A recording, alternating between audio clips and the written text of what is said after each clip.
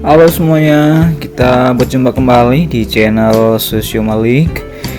Kali ini kita akan membahas sebuah materi sosiologi di kelas 10, yaitu penelitian sosial ya.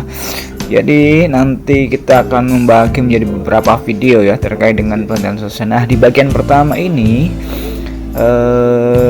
kita akan mengenalkan mengenai penelitian sosial di dalam sosiologi ya.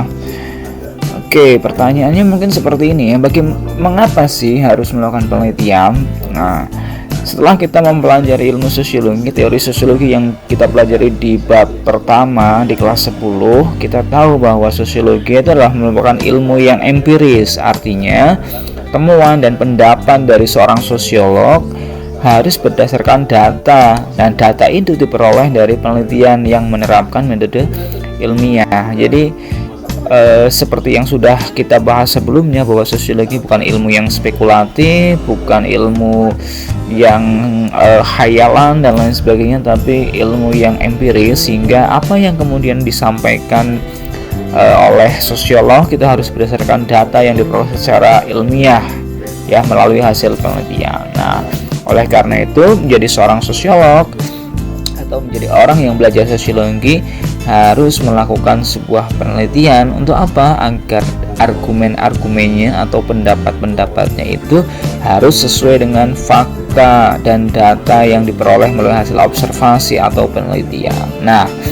dalam penjelasan materi kali ini kita akan membahas mengenai apa itu sih penelitian sosial, kemudian bagaimana manfaat dan tujuannya. Kemudian yang berikutnya adalah kita akan melihat apa saja jenis-jenis penelitian yang ada, seperti itu. Baik, kita akan mulai yang pertama. Kita akan membahas mengenai apa itu penelitian sosial ya. Penelitian sosial itu adalah upaya ilmiah yang memiliki tujuan untuk menganalisis maupun mempelajari berbagai macam gejala maupun realitas fenomena sosial yang terjadi di dalam masyarakat. Nah, itu adalah penelitian sosial. Nah, kemudian apa sih manfaat dari penelitian itu sendiri?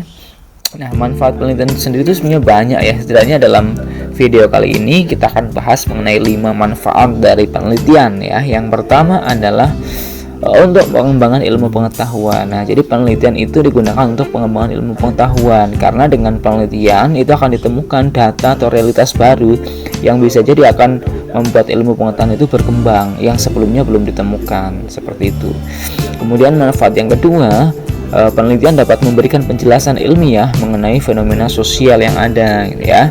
Jadi ketika ada sebuah fenomena sosial dengan penelitian, maka seorang peneliti atau sosiolog itu bisa menjelaskan secara ilmiah, jadi tidak asal-asalan, seperti itu. Kemudian manfaat yang ketiga adalah penelitian membantu menjawab permasalahan sosial di masyarakat. Artinya dengan penelitian itu permasalahan sosial itu coba untuk dijawab, dicari tahu apa penyebabnya, kemudian bagaimana cara mengatasinya. Nah, itu bisa diperoleh melalui hasil penelitian. Tanpa ada penelitian, maka akar dari permasalahan sosial yang ada di masyarakat nggak akan pernah diketahui dan nggak akan pernah dicari tahu, seperti itu. Dan yang keempat, manfaat penelitian adalah dapat memprediksi fenomena sosial ya. Jadi dengan penelitian sosial itu seorang sosiolog dapat memprediksi, nah kira-kira fenomena sosial yang akan terjadi itu seperti apa.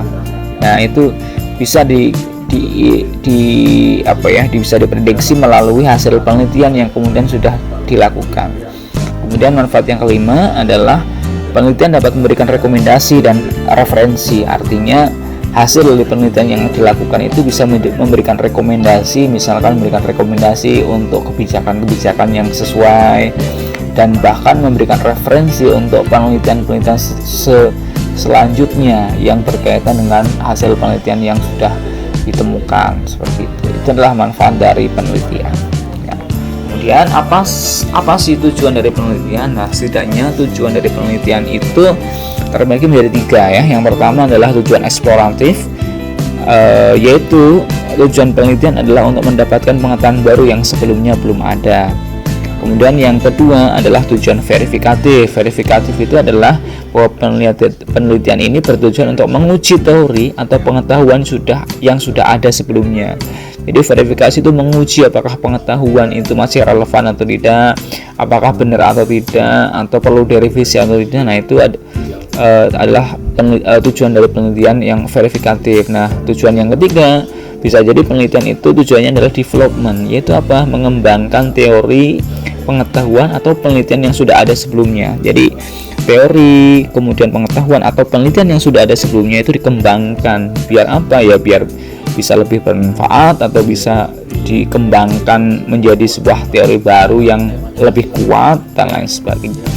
Itu adalah fungsi dan tujuan dari penelitian. Ya. Kemudian berikutnya kita akan bahas mengenai jenis-jenis penelitian. Nah, penelitian itu punya banyak jenis ya. Jenis-jenis penelitian itu bisa bisa dibagi menjadi berbagai macam klasifikasi yang didasarkan bergantung dari indikator yang kemudian didasari untuk membagi penelitian itu. Yang pertama adalah ini, jenis penelitian yang dasarnya adalah jenis data ya. Berdasarkan jenis data, maka penelitian itu bisa dibagi dua, yaitu adalah penelitian kualitatif dan penelitian kuantitatif.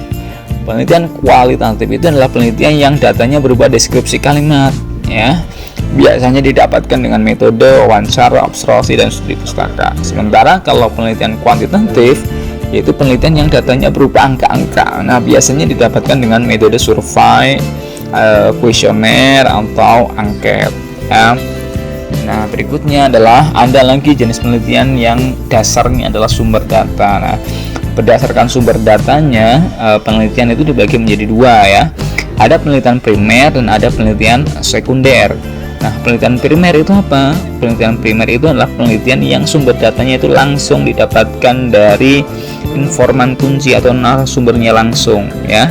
Sementara kalau penelitian sekunder itu adalah sumber datanya berasal dari orang ketiga, bukan sumber langsung, dan selain itu juga data bisa diambil dari studi pustaka atau dokumen-dokumen yang kemudian didapatkan atau yang diperoleh pada saat penelitian. Nah, seperti itu adalah jenis penelitian berdasarkan sumbernya. Nah, kemudian yang berikutnya, penelitian juga dibagi berdasarkan lokasi atau tempat penelitian. Nah, berdasarkan lokasi atau tempat penelitiannya, penelitian dibagi menjadi tiga, yaitu penelitian kepustakaan, yaitu penelitian yang lokasinya itu adalah dokumen atau kepustakaan gitu ya, literatur. Nah, ini biasanya digunakan untuk penelitian studi literatur gitu ya, yang mengkaji tentang kepustakaan, mengkaji tentang buku, mengkaji tentang manuskrip dan lain sebagainya.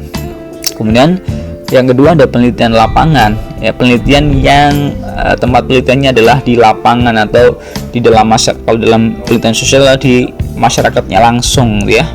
Nah, ini penelitian lapangan. Kemudian ada penelitian laboratorium, yaitu penelitian yang tempatnya di lokasi khusus untuk penelitian ya. Biasanya dalam penelitian eksak itu dilakukan penelitian di laboratorium khusus ya, seperti itu. Berikutnya ada juga jenis penelitian yang didasarkan pada desain penelitian dan tingkat eksplanasi ya. Tingkat eksplanasi itulah tingkat penjelasan dari variabel-variabel yang kemudian diteliti gitu ya. Nah, dalam hal ini dibagi menjadi tiga, yaitu ada penelitian deskriptif, yaitu penelitian yang dilakukan dengan menjelaskan sebuah fenomena atau menjelaskan sebuah variabel yang diteliti ya. Jadi mendeskripsikan sebuah fenomena sosial yang kemudian diteliti. Sementara yang kedua adalah penelitian asosiatif, yaitu penelitian yang ingin mencari tahu hubungan antar variabel penelitian ya, mencari tahu hubungan sebab akibat, pengaruh gitu ya. Misalkan contoh penelitian asosiatif, misalkan meneliti tentang hubungan antara tingkat pendidikan dengan perilaku. Nah, seperti itu adalah penelitian asosiatif. Kemudian yang ketiga adalah penelitian komparatif, yaitu penelitian yang dilakukan dengan membandingkan dua variabel dalam penelitian. Sebagai contoh misalkan penelitian yang membandingkan membandingkan misalkan metode pembelajaran konvensional dengan metode pembelajaran menggunakan IT. Nah, seperti itu namanya komparatif. Atau membandingkan misalkan pola asuh generasi milenial dan generasi Z. Nah, misalkan seperti itu. Itu contoh penelitian komparatif. Intinya membandingkan dua variabel dalam penelitian.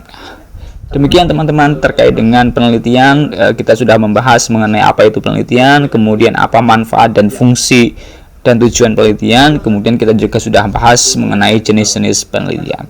Mudah-mudahan bisa dipahami.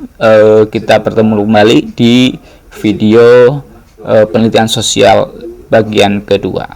Terima kasih.